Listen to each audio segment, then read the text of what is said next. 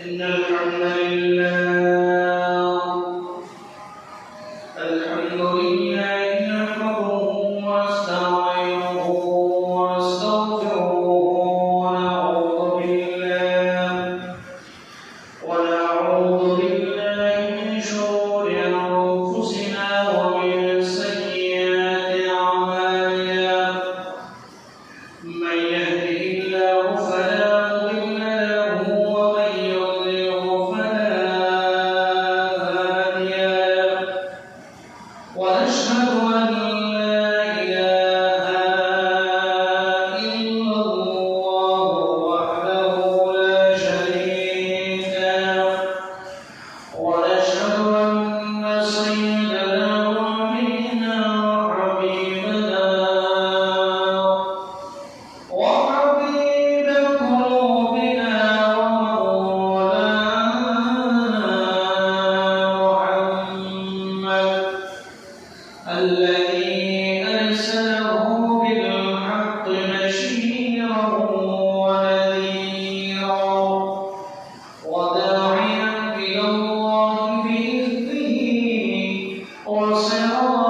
وسراجا منيرا أما بعد فقد قال الله تعالى في القرآن المجيد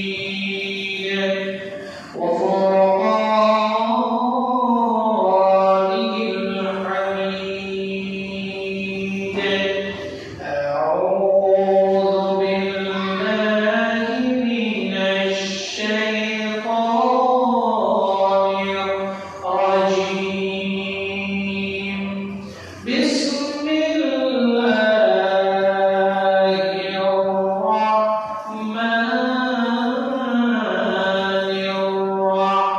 الرحيم إن الله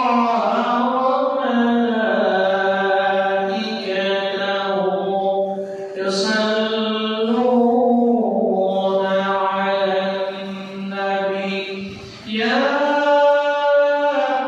أيها الذين آمنوا صلوا عليه وسلموا تسليما اللهم صل على سيدنا مولانا محمد وعلى آل سيدنا مولانا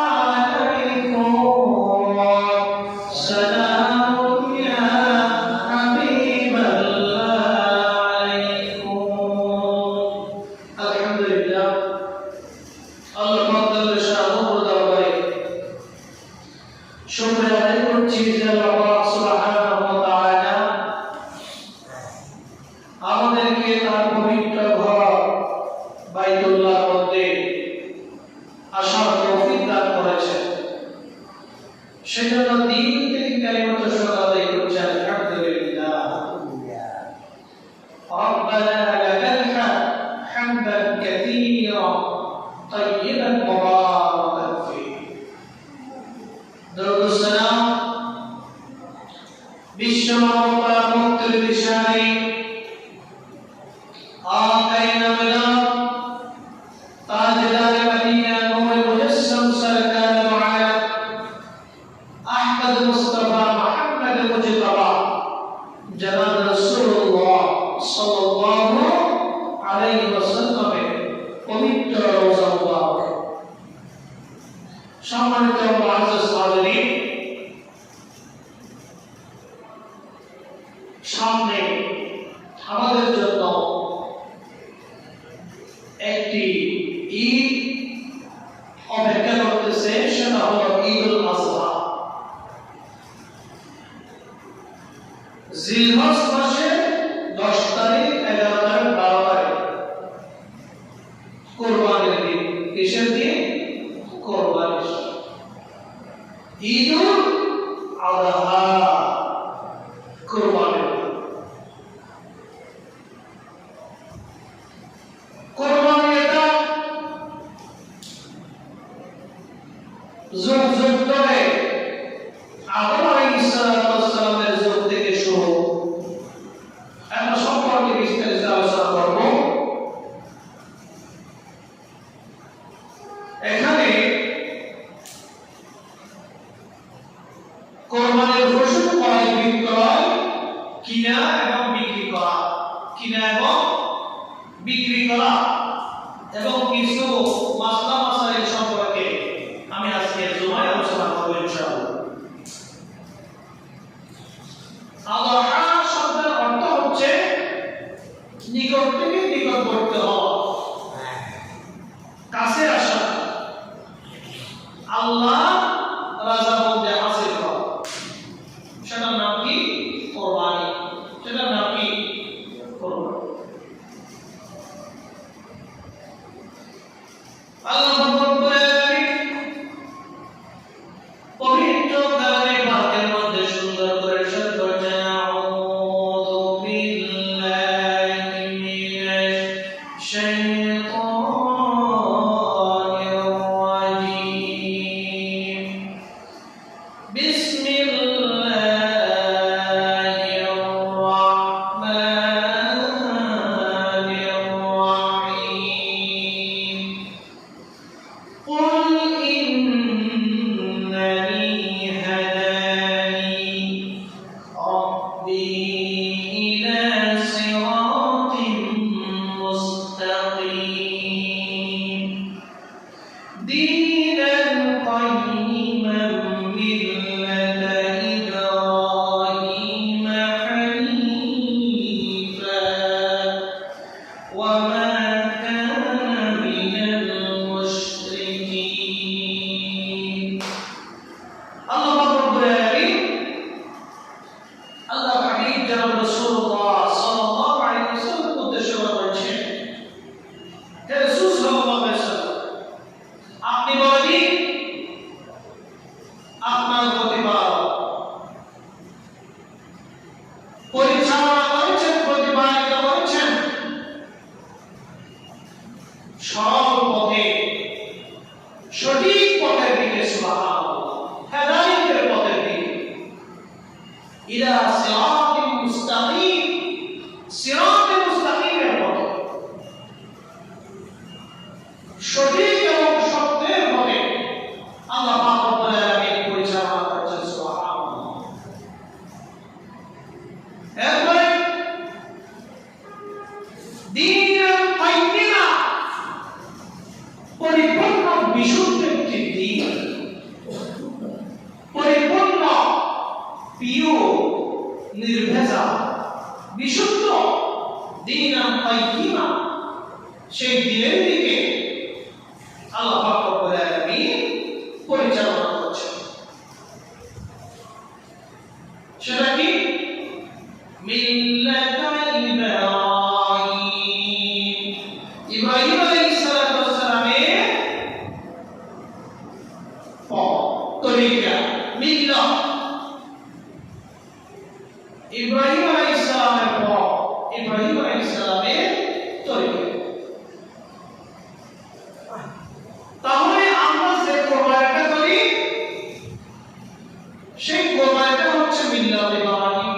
সেই কোরবানিটা কি? মিল্লাত ইব্রাহিম, ইব্রাহিম আলাইহিস সালামের পর।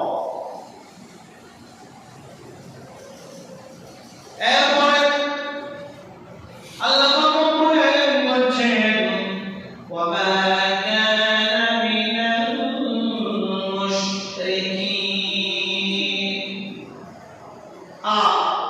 মুশরিকদের অন্তর্ভুক্ত ছিলেন না, মুশরিকদের অন্তর্ভুক্ত ছিলেন না। এমন একটি পথ যে পথটি সহজ, মিল্লাত ইব্রাহিমের পথ, হেদায়েতের পথ। সুবহানাল্লাহ।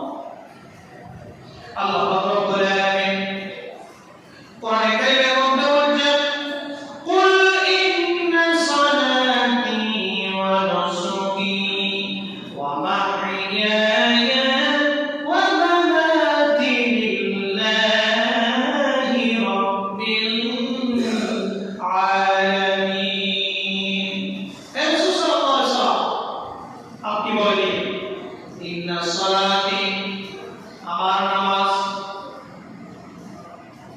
ওয়া নুসুকি, আমার কুরবানি, ওয়া মাহইয়ায়া, আমার হায়াত, ওয়া মামাতি লিল্লাহি রাব্বিল আলামিন। আমার মোট সবকিছু একমাত্র আল্লাহ রাব্বুল আলামিনের জন্য। সুবহানাল্লাহ। কুরবানি কার জন্য? আল্লাহর জন্য।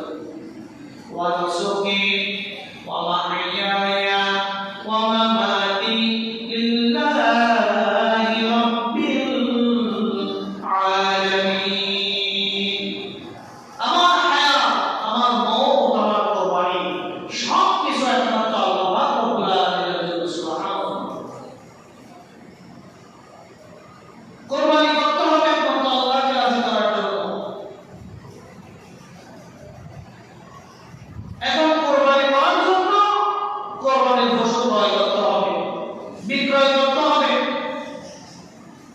আল্লাহ রাব্বুল আলামিন কুরবানির পশু ক্রয় বিক্রয় সম্পর্কে কোরআনে কারীমের মধ্যে বলেছেন ওয়ালিকুল্লি উম্মাতিন জাআলনা মানাসাকা লিয়াযকুরু ইসমাল্লাহি আলা মা রাযাকাহুম মিন বাহিমাতিল আনআম। আল্লাহ রাব্বুল আলামিন প্রত্যেক উম্মতের জন্য কুরবানির বিধান নির্ধারণ করেছেন। সুবহানাল্লাহ। কিসের বিধান? কুরবানির বিধান। আল্লাহ রাব্বুল আলামিন সেই আয়াতের মধ্যে বলেছেন যাতে করে মানুষ চতুষ্পদ জন্তু যেগুলো হালাল রয়েছে, সাত থেকে জানোয়ার, গরু, মহিষ, উট, দুব্বা, ছাগল, ভেড়া, এরকমের চতুষ্পদ জন্তু যেগুলো রয়েছে সেই জন্তুগুলো যাতে আল্লাহর নাম নিয়ে জবাই করা হয়। সুবহানাল্লাহ। আমার কথা কি বুঝতেছেন?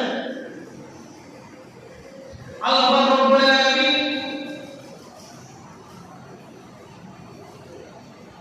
একমাত্র তার উদ্দেশ্যে কুরবানি করার জন্য বলেছেন, মানুষকে দেখানোর জন্য কুরবানি করা নয়। আল্লাহ রাব্বুল আলামিন কোরআনে কারীমের মধ্যে বলেছেন ফাসাল্লি লিরাব্বিকা ওয়ানহার। কোরআন শরীফের মধ্যে বলেছেন তোমরা তোমাদের প্রতিপালকের উদ্দেশ্যে নামাজ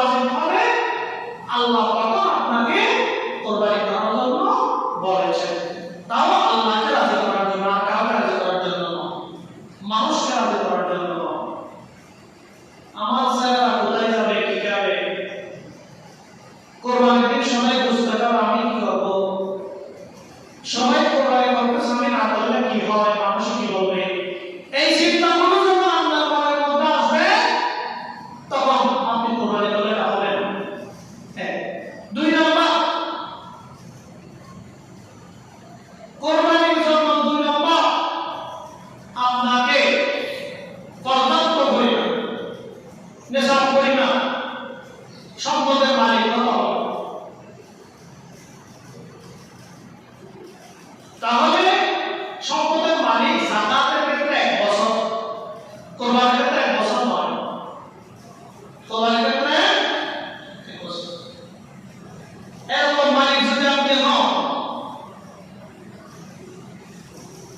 জিলহজ মাসের 10 তারিখ থেকে 12 জিলহজ সন্ধ্যা পর্যন্ত যার থেকে নেশাব পরিমাণ মাল থাকবে তার উপর কোরবানি দেওয়া আছে। শুধু 3 দিন, 10, 11, 12, 10, 11, 12, এই 3 দিন যার উপর নেশাব পরিমাণ টাকা থাকবে জমা, তার উপর কোরবানি দেওয়া আছে। আর কারো জন্য কোরবানি দেওয়া সারা বছর আপনার থেকে কোটি কোটি টাকা ছিল, জিলহজ মাসের 9 তারিখ আপনার টাকা শেষ হয়ে গেছে, চলে গেছে, আপনার উপর কোরবানি দেওয়া আছে।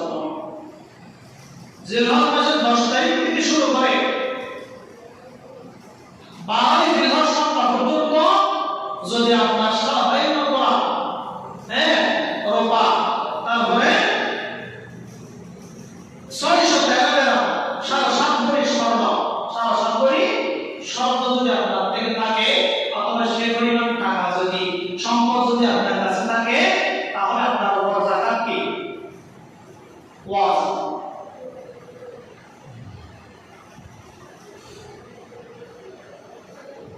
পঞ্চাশ হাজার থেকে 4 লক্ষ টাকা, 50,000 থেকে 4 লক্ষ টাকা, সুদা কথা 50,000 থেকে 4 লক্ষ টাকা যার জমা থাকবে এই 3 দিনের ভিতর, তার উপর যাকাত দেওয়া, কোরবানি দেওয়া ওয়াজিব। শেষ করা।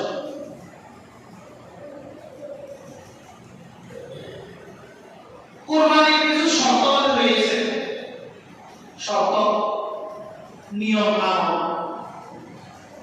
সেই শর্তগুলোর মধ্যে শরীয়ত কিছু প্রাণীকে নির্ধারণ করে দিয়েছে, এগুলো ছাড়া কোরবানি করা যাবে না। 24 পর্যন্ত, এটা তো কুকুরও তো 24 পর্যন্ত, সাপ্তাহিক না কুকুরের, শ্রীকাল, শিয়াল, শিয়ালেরও সাপা,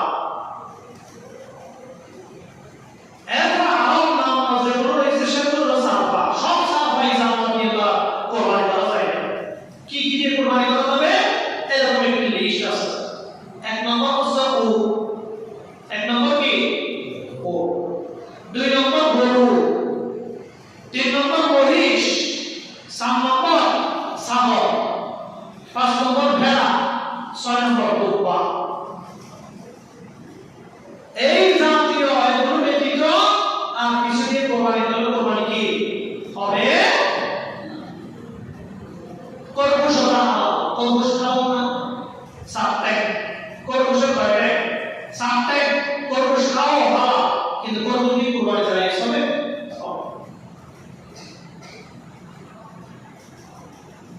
কোরবানি করলে অনেক বড় ফজিলত আছে, এগুলো হাদিস শরীফের মধ্যে অনেক বড় বড় ফজিলতের কথা বলা হয়েছে। একটি হাদিস বর্ণনা করছি, ওয়ান যায়েদ ইবনে আরকাম قال قال أصحاب رسول الله صلى الله عليه وسلم ما هذه الأضاحي؟ قال سنة أبيكم إبراهيم عليه الصلاة والسلام. قالوا فما لنا فيها يا رسول الله؟ قال بكل شعرة حسنة. قالوا في الصوم يا رسول الله؟ قال بكل شعرة من الصوم حسنة. الله حبيب رسول الله صلى الله عليه وسلم الحديث زيد بن أرقم رضي الله عنه হয়েছে,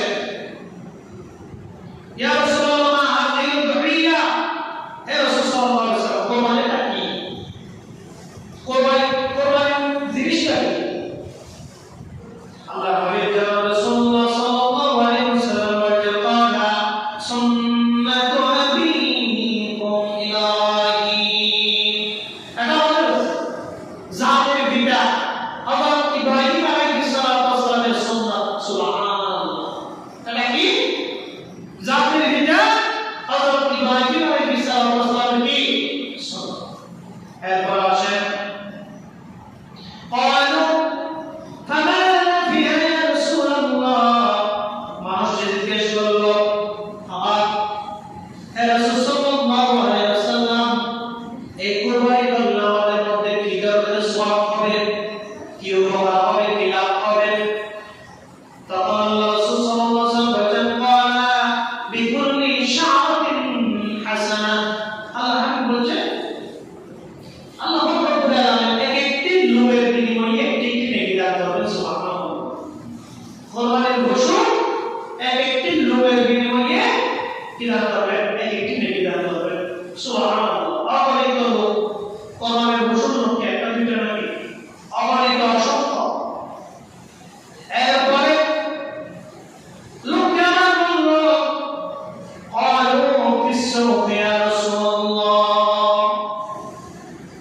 সাহাবীগণ বললেন, তাহলে দুব্বা ভেড়ার পশমের কি হুকুম?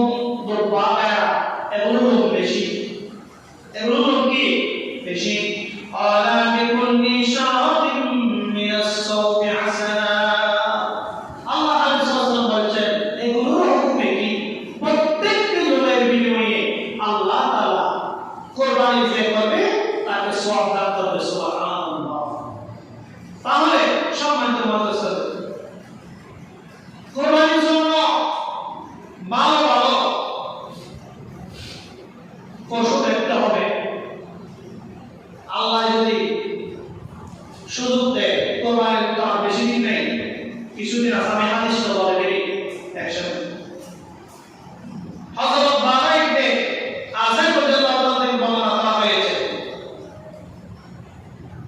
রাসূল সাল্লাল্লাহু আলাইহি ওয়াসাল্লামকে জিজ্ঞেস করলেন, মাযা আয়াত্তাকি মিনাস সাহাবা মিনাত তাহাইয়া, আল্লাহ রাসূল সাল্লাল্লাহু আলাইহি ওয়াসাল্লামকে কুরবানি দেয়া হয়, কোন ধরনের জন্তু নিয়ে কুরবানি করা হবে সে সম্পর্কে জিজ্ঞেস করলেন, এবং কি রকম জন্তু থেকে বেঁচে থাকতে হবে, না নিতে পারবেন না, এগুলো সম্পর্কে জিজ্ঞেস করা হবে। ফাসারা বাইদিহি, রাসূল সাল্লাল্লাহু আলাইহি ওয়াসাল্লাম হাতের দ্বারা ইশারা করলেন। ফাকালা আরবাআন, এবং বললেন সাত রকমের পশু হতে, কয় রকমের? সাত রকমের পশু হতে বিরত থাকতে হবে, বেঁচে থাকতে হবে। এক নাম্বার হলো আল আরজাউল বাইয়িনু তাদউহা, ল্যাং, যেগুলো শুনে দেখা যাচ্ছে, ল্যাং, ল্যাং গরু, ল্যাং মহিষ, ল্যাং ছাগল, দুব্বা ভেড়া, যে জানলে স্পষ্টভাবে দেখা যাচ্ছে যে সে একটা ল্যাং গরু, তাহলে সেই গরু নিয়ে কুরবানি করা যাবে না।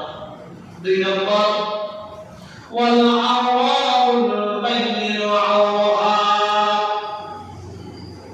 এমন কানা গরু, যে গরু কানা সেটা আমি দেখতে পাচ্ছি চোখে, কানা, এই গরুটা কি কানা, ওর চোখ নষ্ট, ওর চোখ কি হয়ে গেছে? নষ্ট হয়ে গেছে, ওর কানা হয়ে গেছে, সেটা আমি দেখতে পাচ্ছি। হত্যা লাগিয়ে কানা গরু ক্রয় করবেন না। কি হয়ে একজন না কানা আর একজন তো আছে লেগে না, কানা গরু নিয়ে কুরবানি করা যাবে। তিন নম্বর হলো ওয়াল মারিদাতুল বাইয়িন মা'রুহা, রোগী, রোগওয়ালা গরু, দেখা যাচ্ছে এই গরুটার রোগ আছে, কি আছে? অসুখ, রোগ আছে, দুর্বল, স্পষ্ট দেখা যাচ্ছে এই গরুটা অসুস্থ, ভালো নয়, তাহলে এরকম গরু নিয়ে, পশু নিয়ে কুরবানি করা যাবে। চার নম্বর হলো ওয়াল আনফাউল্লাতী লা তামকি, এমন দুর্বল গরু যে নিজে হাড়ের মধ্যে যেতে পারে না, দুর্বল, একদম মাজুর, দুর্বল, এদিক থেকে ওদিকে দেখা যাচ্ছে, হাড্ডি বাইরে হয়ে গেছে, তাহলে এরকম পশু নিয়েও কুরবানি করা যাবে। আল্লাহ হাবিব রাসূলুল্লাহ সাল্লাল্লাহু আলাইহি ওয়াসাল্লাম আদেশ করেছেন সাহাবীদেরকে,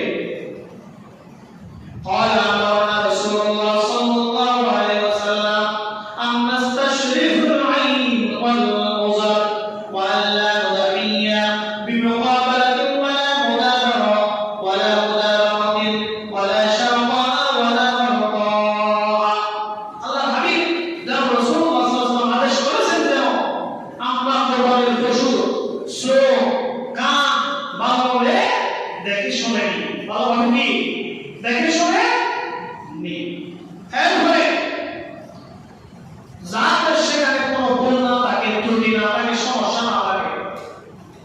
যে গরুগুলো নিয়ে বাড়ির মধ্যে আসলে দেখা যাচ্ছে তার চোখের মধ্যে সমস্যা, তার কানের মধ্যে সমস্যা, তার লেজে একটা কাটা, তার কানের মধ্যে কাটা, সেজন্য কোরবানির পশু নিবেন দিনে রাতে নিবেন, রাতে কিনে নিয়ে তাও যায় ছোট ছোট সমস্যা নিয়ে আছে তাও যায় কোরবানি নাই ছোট ছোট সমস্যা বড় কিছু ছোট সমস্যা দাও কি বড় সমস্যা ওপা ছোট সব হ্যাঁ কি একটা ছোট সমস্যা কিন্তু কোরবানি নেই কি বড় সমস্যা ক্যান্সার তাহলে না হানার একটা না করে খালি গিয়ে অন্তত কোরবানি করা হবে না লেসা অন্তত নাই কোরবানি করা হবে না ফাফাঙ্গু কোরবানি করা হবে না অসুস্থ দুর্বল হাতি বেত পড়ে যাবে বলাই হাতি বেত কোরবানি নিয়ে ধরে গেলে খামসাওয়ানি কোরবানি নও বুঝতে হয় বলে কোরবানি করতে হবে